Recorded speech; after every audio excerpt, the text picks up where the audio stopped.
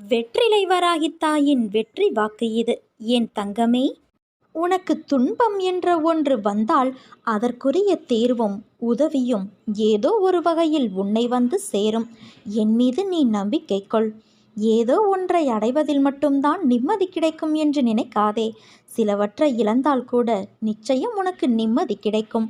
நான் உன்னை விட்டு விலகவும் மாட்டேன், கைவிடவும் மாட்டேன். உன் வீட்டில் தேவைகளுக்கு குறைவு வராமல் நான் காப்பாற்றுவேன். என் வார்த்தைகளை நம்பு. மீதியை நான் பார்த்து கொள்கிறேன் குழந்தையே. வாழ்க்கையில் நாம் போகின்ற பாதையில் தடங்கள் வராமல் இருந்தால் நீ சரியான பாதையில் போகவில்லை என்று அர்த்தம். பாதையில் வரும் தடங்கள்தான் உன்னை முன்னேற வைக்கும். முன்னேற்றத்திற்கு வழிவரும் இடங்கள்தான் உன்னை நகர்த்தி பார்க்கும் தோல்வி ஒன்று. அந்த தோல்வி உன்னை தாழ்த்தவோ வீசவோ அல்ல, இருந்த நிலையிலிருந்து உச்சாணி உயரத்தை தொடுவதற்கு. என்றும் பழுத்த காயாகவோ கனியாகவோ பட்டுப்போய் நீ விழமாட்டாய் குழந்தையே. நீ கீழே விழுவது வீழ்ச்சி அல்ல, விதையாய் உன்னை நான் கீழே தூவுகின்றேன். அப்படி தூவிய விதையான உன்னை வரலாறு காணாத உயரத்தில் நான் உயர்த்த எடுக்கும் புது முயற்சிகள்தான் அவை. உனக்கு புதியது, அதனால் அவைகள் உன்னை தள்ளாட வைக்கும். ஒரு விதை மண்ணில் விழுந்து சிறிது காலம் தன் வளர்ச்சிக்கு வெளியில் இருப்பதை காட்டிக்கொள்ளாது. பிறகு செடியாய் மரமாய் வளரும். அப்படி தன் வளர்ச்சியை காண்பிக்க முதலிலே தன் இருப்பிடத்தை பலமாக்கிக் கொள்ளும். அப்போது அது எதிர்நோக்கும் பிரச்சனைகள் நிறைய இருக்கிறது. அதே போலத்தான் நீயும் இருக்கின்றாய். நீ விழுந்து இருந்திருக்கலாம், ஆனால் அதை தோல்வி என்று கருதாதே. எழுந்து வானமாய் படர்ந்து நிற்கும் அளவிற்கு நீ உயரப்போகிறாய் குழந்தையே. அதற்குத்தான் இந்த சிறிய சறுக்கல். சறுக்கல் என்பது கீழே விழுவதற்கு அல்ல, மேலே உயர்ந்து செல்வதற்கு. உன்னை விதையாய் உன் வாழ்க்கையில் புதிய பாதையில் நான் தூவி இருக்கிறேன். சிறிது கடினமாக இருந்த வழிகள் அது உனக்கு உணர்த்தும் பாடமாக இருக்கலாம். ஆனால் நிச்சயம் நீ உயர்வாய் குழந்தையே. என்ன இப்படி சொல்கிறீர்களே என்கிறாயா? நான் சொல்வது கால நேரம் பார்த்து சொல்கின்ற சொல் அல்ல, எந்த காலத்தில் நடக்கும் என்ற சொல். எதிர்காலத்தில் உன் காலம் என்று சொல்லப்படும் அளவிற்கு நடக்கும். அதற்கு மறைமுகமாக நான் சொல்லும் சொல்தான் எதிர்காலம். கொஞ்ச தூரம்தான், அதனால்தான் தாமதமாகிறது என்று நினைக்கின்றாய். ஆனால் அது தாமதமில்லை. உன்னை நீ தயாராக்கிக் கொள்ளும் காலம் இது. வெற்றிக்கான காலம் வந்துவிட்டது குழந்தையே. இதில் நீ நிச்சயம் ஜெயிப்பாய். இந்த உலகமே தலைகீழாக மாறலாம், ஆனால் நாம் வழி தவறிவிடக்கூடாது. நம்முடைய நிலையிலேயே உறுதியாக நின்று கொண்டு அமைதியாக இவ்வுலகை வேடிக்கை பார்க்க வேண்டும். என்னை எவன் மிகவும் விரும்புகிறானோ அவன் எப்போதும் என்னை காண்கின்றான். என்னை விட்டு நீங்கினால் இந்த உலகமே அவனுக்கு சூனியமாக தோன்றிவிடும். என் கதைகளைத் தவிர பிறவற்றை அவன் கூறுவது இல்லை.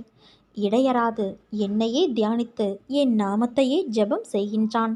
முழுமையாக தன்னை என்னிடம் சமர்ப்பித்து என்னையே எப்போதும் எவன் நினைவில் கொண்டு இருக்கிறானோ அவனுக்கு நான் கடன்பட்டதாக உணர்கின்றேன்.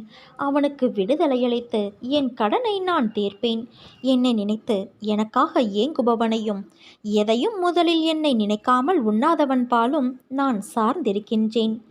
என்னிடம் வருபவன் ஆறானது கடலோடு ஒன்றாவது போல என்னோடு இரண்டர கலக்கின்றான். பெருமையையும் அகங்காரத்தையும் விட்டு ஒழித்துவிட்டு எல்லளவும் அவற்றின் அடையாளம் கூட இல்லாதபடி விலக்கி உன் இதயத்தை அமர்ந்து கொண்டு இருக்கிற என்னிடம் உன்னை பூரணமாக சமர்ப்பித்துவிடு. உனக்கு ஏதாவது வேண்டுமானால் என்னிடம் மட்டும் கேள். இவ்வுலக கௌரவத்தை விட்டுவிடு. கடவுளின் அருளையும் ஆசியையும் பெற முயற்சி செய். என் சன்னிதானத்தில் கௌரவம் அடைந்துவிடு. உலக கௌரவங்களால் வழி தவறிவிடாதே குழந்தையே. உன் கஷ்டங்கள் எல்லாம் உன்னை தாழ்த்த என்று நீ நினைத்து கொள்கிறாய். ஆனால் உண்மையிலேயே அது உன்னை தாழ்த்துவதற்கல்ல, அடுத்த கட்டத்திற்கு மேம்படுத்த. உனக்கான ஒரு விஷயம் தாமதமாக நடக்கிறது என்றால் அது உனக்கான நிறைவான விஷயமாய் மாறப்போகிறது என்று அர்த்தம். உன்னை சோதிப்பேனே தவிர கைவிட மாட்டேன். இன்று இதை நீ நன்றாக உணர்ந்திருப்பாய்தானே? உன்னை நான் தவிக்க விட்டு வேறு எங்கே போவேன்? உன் வழிகள் என்ன, எப்படி என்று நான் உணராமல் இருப்பேனா? நீ கொஞ்சம் யோசித்துப்பார். நீ வளர்ந்து என் பிள்ளையாய் இருக்கலாம், ஆனால் தாயின் கருவறையின் அணைப்பில்தான் இன்றும் என்றும் இருக்கின்றாய். அதையும் மீறி நீ உணர்கிறாய் என்றால் என்ன அர்த்தம்? உன்னை வாழ்வில் மேலோங்க உன் சுய சிந்தனையும் முடிவும் எடுக்கும் பக்குவமும் வர வேண்டும். அதனால்தான் எட்டி நின்று நான் வேடிக்கை பார்க்கிறேன். இன்று நீச்சல் தெரியாமல் துன்பத்திலும் வலியிலும் தத்தளித்த நேரத்தில் உனக்கு நான் பக்கத்தில் நின்றேன். இன்று உனக்கு நீச்சல் ஓரளவிற்கு தெரிந்துவிட்டது. இனிமேலும் உன் அருகில் நான் இருந்தால் எல்லாவற்றையும் நான் செய்வேன் என்று நீ இருப்பாய். நான் சொல்லும் அனைத்தும் உனக்கு சரியா தவறா என்று ஆராயாமல் இருந்த என் பிள்ளையின் மனம் எனக்கு தெரியும். ஆனால் உன் வாழ்க்கையில் நானும் உன்னை சுற்றி நிறைய மக்களும் உள்ளார்கள். அவர்களும் அப்படியே இருப்பார்கள் என்ற உத்தரவாதம் இல்லாத போது நீ அந்த மனநிலையை விட்டு வெளியே வர வேண்டும். அதனால்தான் ஆற்றில் உன்னை இறக்கிவிட்டு அருகிலிருந்து அமைதியாய் நான் உனக்கு உணர்த்துகின்றேன். இது உன் நல்லதுக்காக மட்டுமே. உன்னை உயிராய் நினைக்கும் நான் எப்படி விட்டு செல்வேன்? உன்னை விட்டு நான் எப்போதும் விலக மாட்டேன். என்றும் என்னுடைய அரவணைப்பில் நிம்மதியான நோயற்ற வாழ்வு பெற்று சுபிக்ஷமாய் வாழப்போகிறாய். உன் விரலே உன் கண்ணை குத்தியது போலத்தான் உன்னோடு இருப்பவர்கள் உன்னிடம் நடந்து கொள்கிறார்கள். அன்பாக இருக்கும்போது ஒரு விதமாகவும் ஆத்திரத்தில் ஒரு முகமாகவும் இரு முகமூடியிட்டு நடக்கிறார்கள். வெளுத்ததெல்லாம் பால் என்பது போல நீ அவர்களை ஒவ்வொரு முறையும் நம்பி ஏமாறுகிறாய். மனிதர்களின் மீது அதீத அன்பு பற்றினால் நீ ஏற்கனவே பட்ட துன்பங்கள் ஏராளம். கிடைக்கும் நேரத்தில் என் நாமத்தை ஜெபித்து உனக்குள் என்னை தேட முயற்சி செய். உன் மனம் அமைதியடையும், நிம்மதி அதிகரிக்கும். கடமை வேறு, அதீத பற்று வேறு. இரண்டுக்கும் உள்ள வித்தியாசங்களை புரிந்து கொள். கடமையை அமைதியாக செய்து வாழ்வை கடக்க முயற்சி செய்.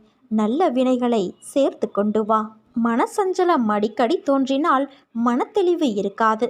எடுக்கின்ற முடிவுகள் போகின்ற பாதை என எதுவும் சரியாக இருக்காது. அதனால் எப்போதும் குழப்பத்தில் இருக்க வேண்டியிருக்கும். இதை முதலில் நாம் மாற்ற வேண்டும். இதற்கு அற்புதமான ஒரு உபாயத்தை நான் கூறுகிறேன். முதலில் உன் மனதை ஏதாவது ஒன்றின் மீது செலுத்து. உனக்கு எதன் மீது அதிக பிரியம் உண்டோ அதன் மீது மனதை செலுத்து. அப்போது மனம் குவிய ஆரம்பிக்கும். உன் பிரச்சனைகள் தீர்ந்துவிடும். நீ என் மீது உன் மனதை செலுத்தினால் போதுமானது. நான் இறக்கப்பட்டு உன் மனதை அமைதி நிலைக்கு கொண்டு வந்து விடுவேன். ஒருவன் என் நாமத்தை அன்போடு உச்சரிப்பானாகில் நான் அவனுடைய ஆசைகளை பூர்த்தி செய்து அவனுடைய பக்தியை அதிகப்படுத்துவேன். என் வாழ்க்கையையும் செயல்களையும் ஊக்கமோடு இசையாக பாடுவானாயின் அவனுக்கு முன்னும் பின்னும் எல்லா திக்குகளிலும் சூழ்ந்திருப்பேன். என்னிடம் உள்ளத்தையும் உயிரையும் ஒப்புவித்த அடியார்கள் இந்த நிகழ்ச்சிகளை கேட்டதும் இயற்கையிலேயே மகிழ்வெய்துவர். நம்பிக்கையோடு என் லீலைகளை எவனாவது இசைப்பானாயின் அவனுக்கு எல்லையற்ற பேரின்பத்தை நல்கி என்றும் நிலைத்திருக்கும் திருப்தியையும் அளிப்பேன். எவன் என்னிடம் பூரண சரணாகதி அடைகிறானோ, எவன் என்னை விசுவாசத்தோடு வணங்குகிறானோ, எவன் என்னை நினைவில் நிறுத்தி நிரந்தரமாக தியானம் புரிகிறானோ அவனை விடுவிப்பது என் சிறப்பு இயல்பாகும். என் நாமத்தை உச்சரிப்பவர், என்னை வணங்குபவர், என் நிகழ்ச்சிகளையும் வாழ்க்கையை பற்றியும் எண்ணி இவ்வாறாக என்னை நினைவிலிருத்தி இருப்பவர்கள் எங்கெனம் உலகப் பொருட்கள், உணர்ச்சிகள் இவைகளில் கவனமுள்ளவர்களாக இருக்க முடியும்? சாவின் வாயிலிருந்தும் என் அடியவர்களை நான் வெளியே இழுத்து விடுவேன். என் கதைகள் கேட்கப்பட்டால் எல்லா நோய்களும் விலகும். என் கதைகளை மரியாதையோடு கேட்டு அவற்றை எண்ணி தியானம் செய்து கிரகித்துக்கொள். இதுவே மகிழ்ச்சிக்கும் திருப்திக்குமான மார்க்கமாகும். என் அடியவர்களின் பெருமையும் அகம்பாவமும் அற்றுவிடும். கேட்பவரின் மனம் அமைதிப்படுத்தப்படும். என் பிள்ளைகள் கவலைப்படும்போது அதை நிவர்த்தி செய்வது என் கடமை. பொறுத்திருந்து இனி நடக்கப் போவதை பார். நான் உனக்காக புன்னகைத்து கொண்டு காத்திருக்கின்றேன். வாழ்க்கையில் நீ உயர்ந்த நிலைக்கு வரப்போகிறாய் குழந்தையே.